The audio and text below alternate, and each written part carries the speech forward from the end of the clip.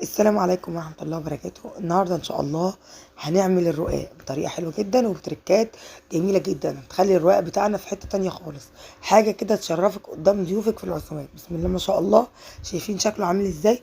ومورق وجميل جدا وطري طراوة مش طبيعية وريحته حلوة جدا، حاجة كده من اللي تشميها في آخر الشارع. بسم الله الرحمن الرحيم.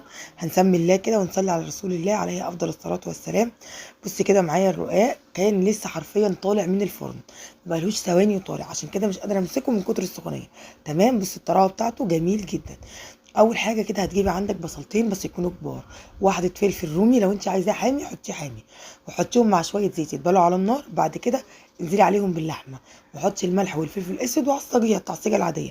بتجيبي الصينيه بتاعتك تدينيها ماده دهنيه، وتجيبي الشوربه وتسقي الرقاق في الشوربه، 4 ورقات من تحت و4 ورقات من فوق، والحشوه طبعا بتبقى في النص. لو انت مستخدمه صينيه مستطيله زي اللي انا مستخدماها، يبقى هتعملي زي ما بعمل كده وتكسري الرقاق عشان تحطي حتت من الجوانب تقفلي الصينيه. الاسهل ليكي ان انت تستخدمي صينيه مدوره. تمام، بس انا عشان انا الولاد عايزه اعمل كميه، فدي الصينيه الكبيره عندي فعملتها كده وايه وزعتها. لو هتعمليها زي كسري برده من الجوانب. تمام، ما بيبانش خالص في الشكل وانت شفتي في الاول عامل ازاي، بس هي في الاسهل ان هي تبقى الصينيه مدوره زي الرقاق. تمام. بعد كده بقى قطعي التقطيع اللي انت عايزاه. احنا بنسقيه في الشوربه وبعدين بنقطعه. بعد كده هتجيبي كوبايه لبن، انا مستخدمه لبن بدرجه حراره الغرفه، والبيضه برضو بدرجه حراره الغرفه.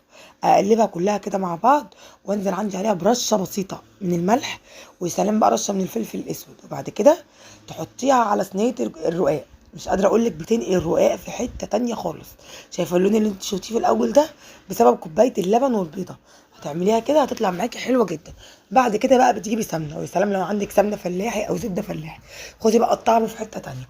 هتحطيه في الفرن معاكي. هسويه ازاي؟ انا بحطه على الشبكه لحد ما ايه يحمر من الحروف، مش من الوش، ما بولعش الشوايه.